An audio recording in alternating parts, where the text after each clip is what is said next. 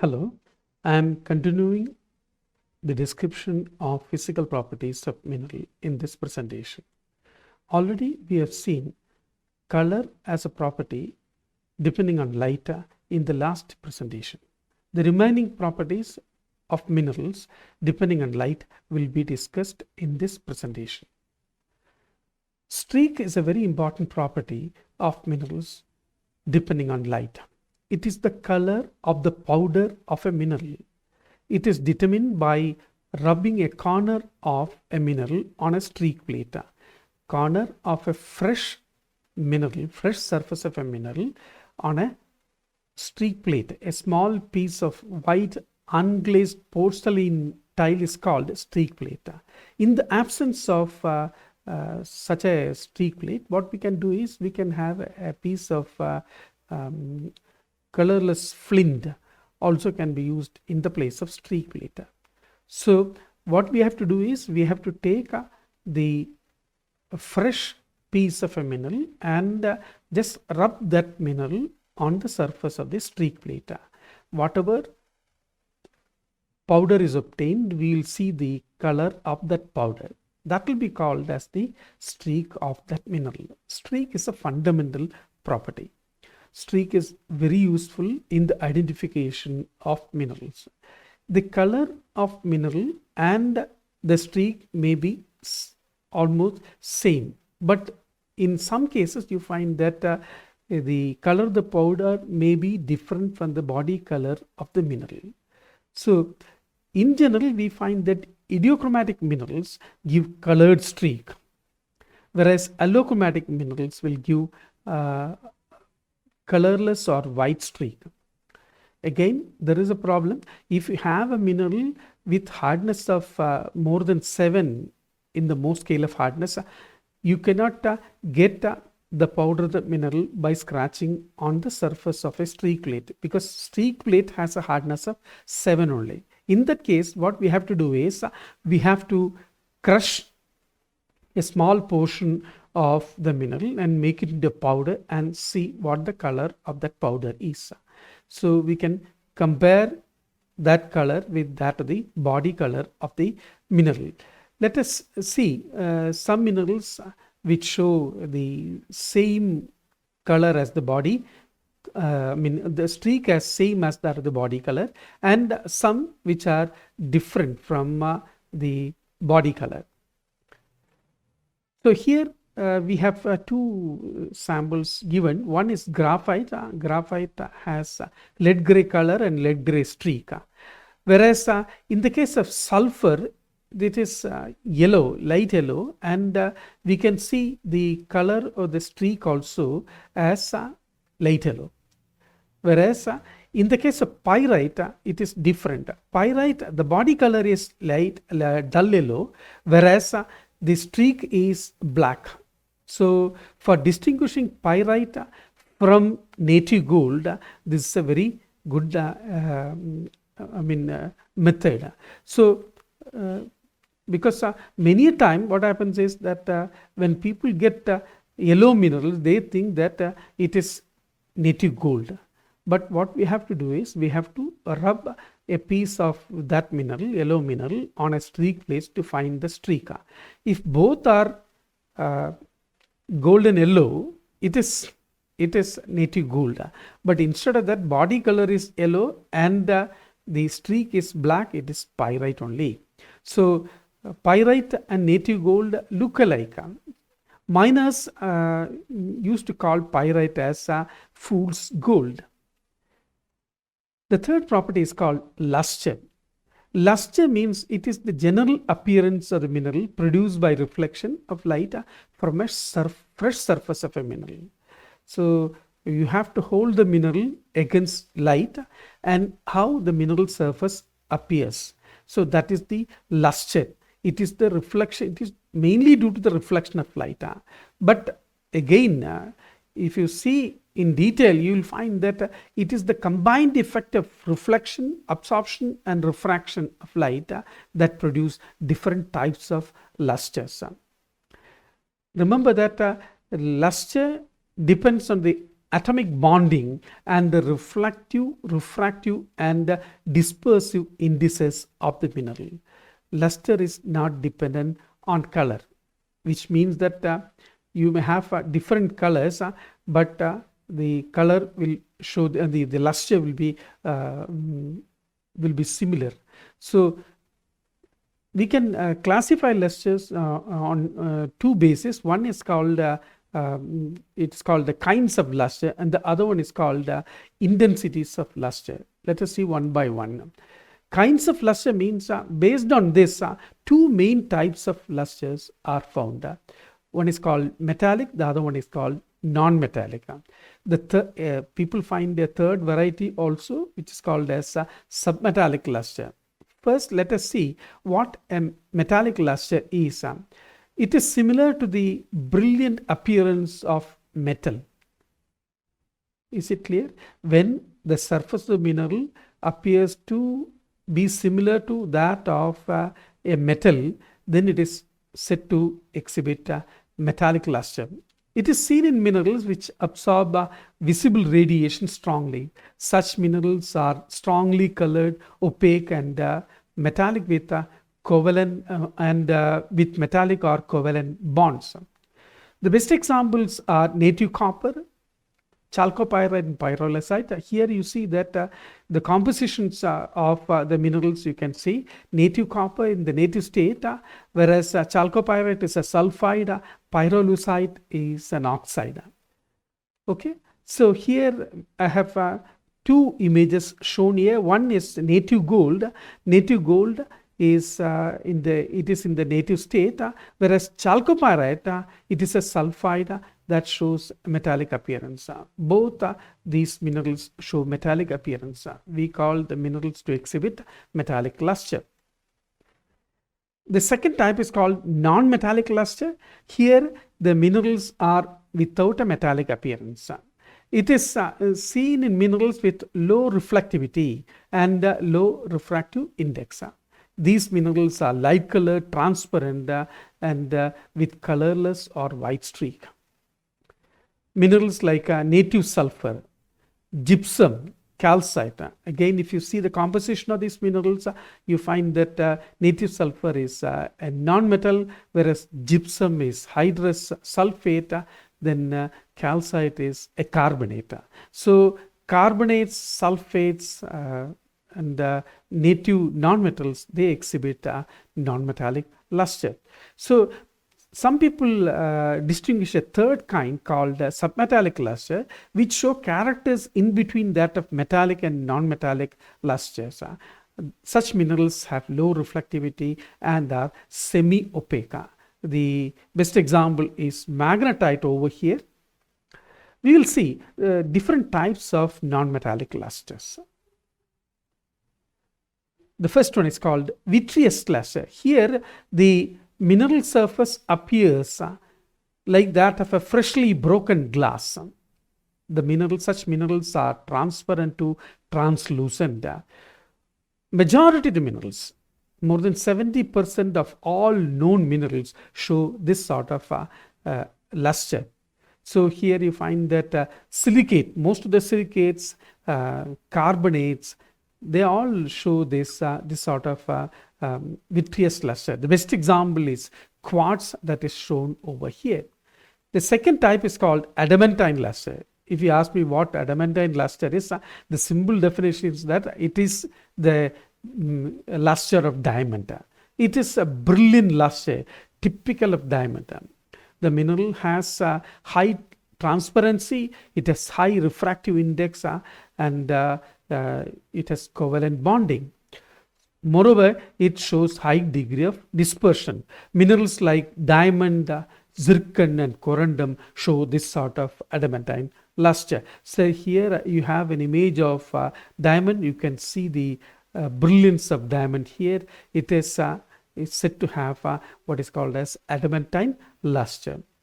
The third type is resinous luster. It is the surface of the mineral appears like resin in reflected light.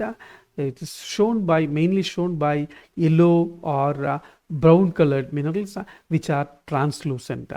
the image is that of native sulfur here. This is a typical one showing resinous luster. Pearly luster is still another type of non-metallic luster. Here in this case, the surface of the mineral appears similar to that of a pearl. This mineral is transparent to translucent, and it has perfect basal cleavage. Because you find that the airspace between these basal cleavage planes gives this sort of pearly appearance. Examples are talc and selenite. Image of talc is shown here. Greasy luster is one in which the surface of the mineral appears as if it is covered with a thin layer of grease. Nepheline is one mineral, sodium aluminum silicate, showing such sort of luster. It is because the presence of the microscopically rough surface which reflects the light gives rise to this sort of greasy appearance. Waxy luster, yes, as you can see, as the name implies, similar to the surface of a wax. It is shown by minerals which are or substances which are amorphous or cryptocrystalline. The best example is opal here, which is shown in this image. Another type is called silky luster. Silky luster is one in which this is shown by minerals which are fibrous or acicular in their habit. The surface is the surface has a silky appearance. So you have malachite, satin spar, a variety of gypsum. They all show this sort of luster. The last one is called a dull luster or earthy luster. Here you find that the surface of the mineral is rough without any luster at all. The incident light is fully scattered. So there is no reflection taking place here. The entire light is scattered. This is best exemplified by magnesite, magnesium carbonate, as well as mineral like kaolin. Kaolin is a clay mineral. So there are different types of lusters. Metallic lusters and non-metallic lusters are the major types, and among the in the non-metallic category there are different types. So these are helpful in the identification of minerals. Next comes the types of luster. This categorization is based on the amount of light that is reflected from the surface of the minerals. There are 5 types, such types recognized.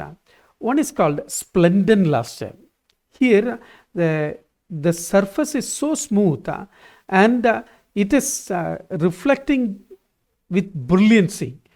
Brilliant reflection is seen on the surface of the mineral, and the surface gives a sharp image of the mineral. So you will find pieces of galena, fresh surfaces of galena, showing this sort of luster, splendent luster. Shining luster means the surface gives an image, but it doesn't give a well-defined image. The best example is celestite, strontium sulfate. The third type is called glistening. The surface gives a general reflection, but no image is formed. The surface of chalcopyrite sometimes give this sort of luster. Glimmering means only a very feeble or imperfect reflection is obtained from the surface of the mineral. Chalcedony is an example for this. Again, dull luster, the mineral surface does not reflect any light at all.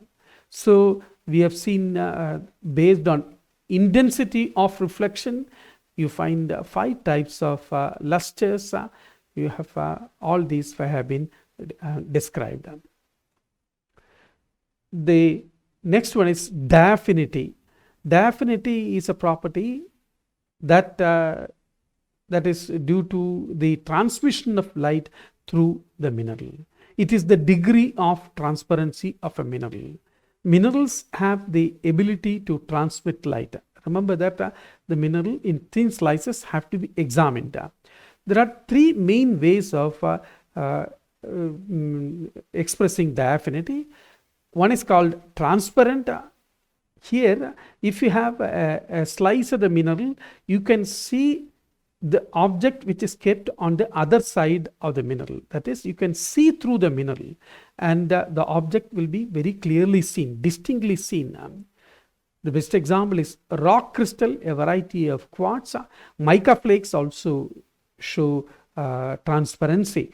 Translucent means you can see the object, but only the outline of the object will be seen through, but not the entire object as such. It is only the outline. So there will not be any clarity of the mineral kept on the other side of the slide. Onyx, jade and all show this sort of property. So the third category is called opaque. Even the thinnest slice of the mineral will not be able to transmit light, so you won't be able to see through the mineral at all. Examples like hematite, pyrite are all here. We'll see some images of this. Rock crystal, variety of quartz, is shown here, and you have jade, which shows translucency, and the third one, hematite, which is opaque. Now we will see some properties depending on light, which I have put it as other properties.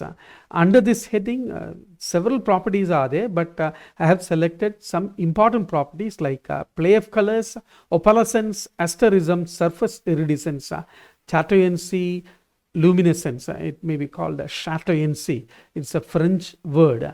Luminescency. These are the properties shown by minerals. Let us see one by one. Play of colors. When you hold the mineral in your hand and turn the mineral, you will find a series of colors as if in a rainbow. These series of colors will be seen in rapid succession. So this is called play of colors. Diamond shows this. Labradorite, variety of plagioclase feldspar, opal and all, they show this play of colors. There is another property which is related to this, which is called as change of colors. So here also, when you rotate, turn the mineral, there will be change in color, but the change in color will affect only very small areas, and the succession of colors will not be rapid. So some people call it as change of colors. Let us go for opalescence. Opalescence means the pearly or milky appearance. Here you can see the milky appearance. It is similar to dropping milk, a small amount of milk, a few drops of milk in water, and how it appears. A hazy appearance will be seen. That will be shown by opal. And moonstone, a variety of orthoclase. Another property, third property, is called asterism. So here you can see a star-shaped figure. Some crystals show this when viewed in reflected or refracted light. This sort of rayed figure, which is seen in certain minerals, will be called as asterism. It is made up of two or more intersecting bands of light radiating from a common center. This is the common center, and light seems to radiate from here. The best example is sapphire, a variety of corundum. And phlogopite also shows a variety of mica. Issue mica also show this sort of property. Sapphire is shown here in this image. Surface iridescence. So it is a property due to the interference of light. So prismatic colors may be seen in the interior or surface of a mineral due to the interference of light. So the interference takes place of light reflected from thin layers or layers of different indices. It is similar to the colors in soap bubbles. So, or oil films in water. Limonite is a very good example of this. It is, you can say, limonite is a combination of minerals. mainly OH, iron with OH radical and iron oxide, hydrous iron oxide. Sphalerite is another mineral which shows surface iridescence. The next property is called chatoyancy. This is word chatoyancy is a word derived from French language. It's a phenomenon in reflected light when you see a movable silky sheen of light. This is a silky sheen of light. It is concentrated in a narrow band of light. This band of light changes its position when the specimen is rotated. So this is best shown by chrysoberyl beryllium aluminum oxide. Albite, a variety of plagioclase, also shows chatoyancy. So among these other properties, luminescence is the last one. So luminescence, what is luminescence? So when you have visible light emitted from a mineral which is not due to incandescence, then it will be called as luminescence. That is, you need not heat the mineral to red hot conditions for getting light out of the mineral. Instead, by other ways also, it can be light, visible light can, emission of visible light can take place.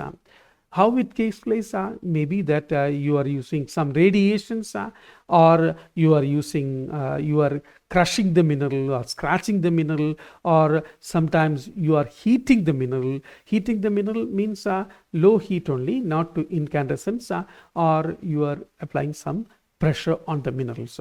So this is called luminescence. The emission of visible light takes place here, and that property is called luminescence. So it is due to the presence of certain ions, certain impurities there, foreign ions there. These foreign ions are called activators. The light emitted is only faint and seen only in darkness. So luminescence is characterized by excitation, color. What is the color of visible light?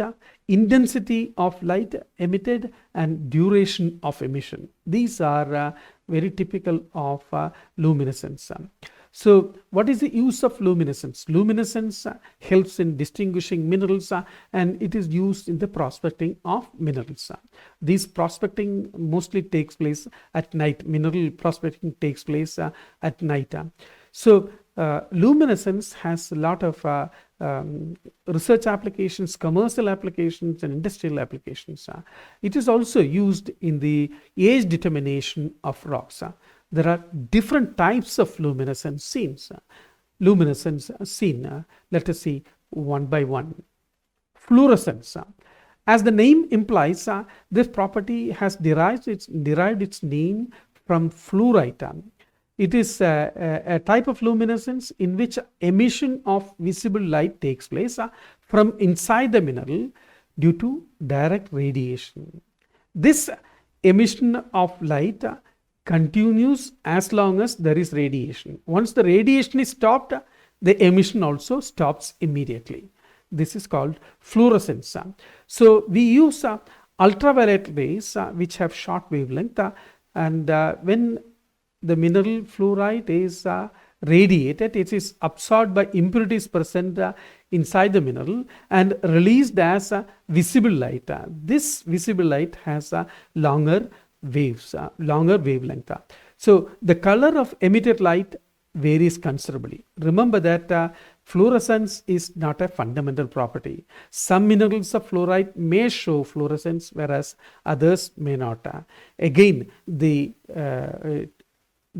nature of light emitted, the type of color of the emitted light varies from specimen to specimen. Even in the same specimen, you will find different types of light emitted from different parts of the specimen. So it is not a fundamental property at all.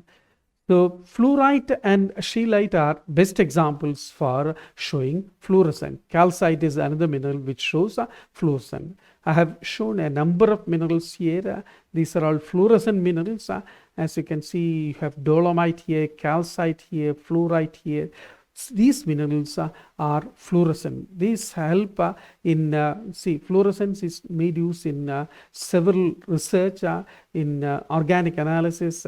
It is used in paints. Fluorescence it is used in say in our day-to-day life. Fluorescent light is there. So these are very important industrially and commercially.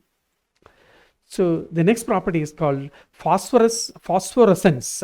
Phosphorescence is not much different from that of fluorescence. The main difference is that when you radiate a mineral with ultraviolet radiations, it starts emitting light, visible light. After the stopping of this ultraviolet radiation, even after that the mineral will be continuing to emit light, visible light for some more time. That is, after the radiation source is stopped, till the mineral continues to emit light for some more time. That is called as phosphorescence. So it continues to glow only for a small fraction of a second. So it is not much different from that of fluorescence. So triboluminescence is another property. Here you find that some minerals become luminous on being crushed or scratched or rubbed. So these minerals are mostly allochromatic minerals, anhydrous minerals, and they possess cleavage. The best example is fluorite. Another mineral is sphalerite. Calcite also show this property. So here you have a fluorite specimen here. So now it is subjected to UV radiation, and even after the UV radiation is cut off, it shows some light for some more time. That is phosphorescence. This is triboluminescence. When a quartz crystal is subjected to some sort of crushing, some sort of pressure, it emits some light. That is triboluminescence. Thermoluminescence is one property in which you have the emission of visible light when it is heated below the red hot conditions. So it is also shown by non-metallic minerals which are anhydrous and allochromatic. So here the emission starts at a low temperature like 50 degrees Celsius, between 50 and 100 degrees Celsius, and it continues till temperature something like 475 degrees Celsius is reached. Quartz is an example, fluorite is another example, lepidolite is still another example, calcite is still another example. So here you have quartz which is showing thermoluminescence, and here you have that is irradiate, that is heated, and it gives some sort of color at lower temperature. So these are the other properties depending on light.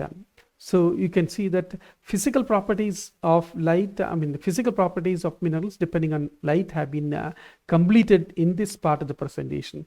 The rest of the physical properties will be discussed in the next part of the presentation, part 4 of the presentation. Thank you very much.